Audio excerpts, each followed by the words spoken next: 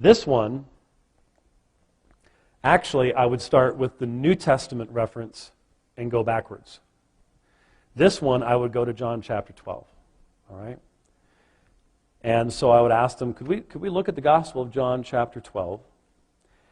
And I like to always set up a context for any verse I'm using. People always ask me, how is it you control conversations with these people? And I struggle with it. They're always interrupting me. We're always going different directions.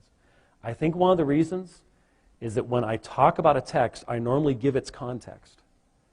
And they're not used to that. They're used to people just firing individual verses at them, rather than saying, well, now here in John chapter 12, this is the end of Jesus' public ministry. And this is right before the private ministry to the disciples. And I think people go, oh, it looks like you've done more than just simply memorize some verses. You actually know what you're talking about here. It helps to give a context.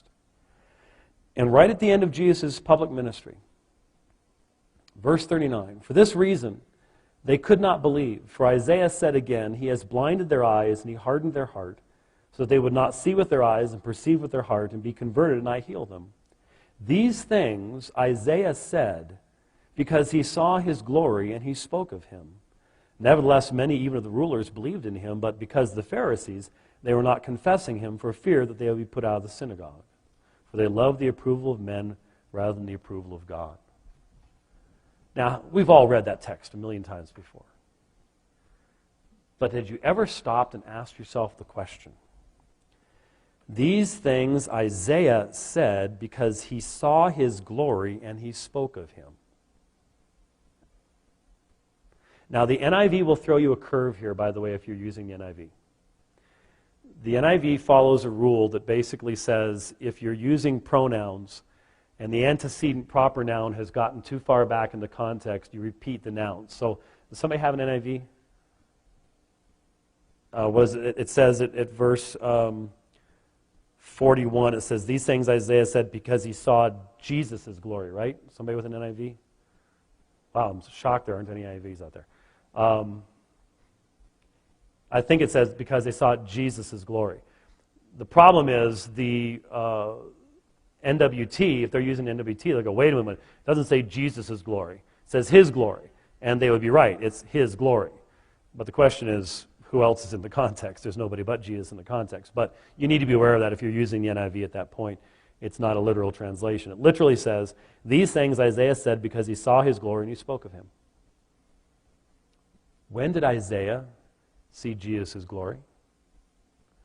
Well, we just had a quotation from the Old Testament in verse 40. What's the citation from? It's from Isaiah chapter 6. And hopefully you all know just by statement what Isaiah chapter 6 is. You should.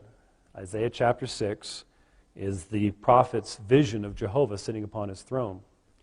In the year of King Uzziah's death, I saw the Lord sitting on a throne, lofty and exalted, with the train of his robe filling the temple. Seraphim stood above him, each having 6 wings. With 2 he covered his face, with 2 he covered his feet, and with 2 he flew.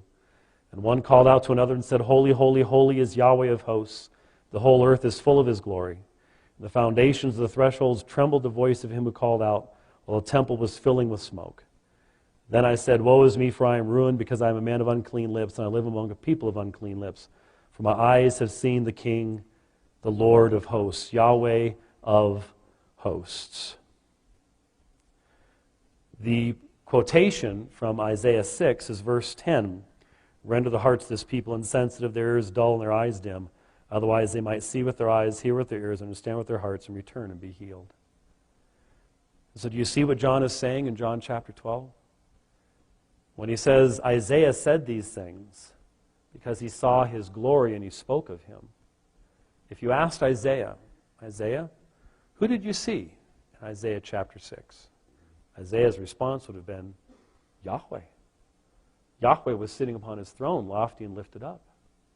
But if you ask John, who did Isaiah see? John's answer is Jesus. The one sitting upon the throne was Jesus.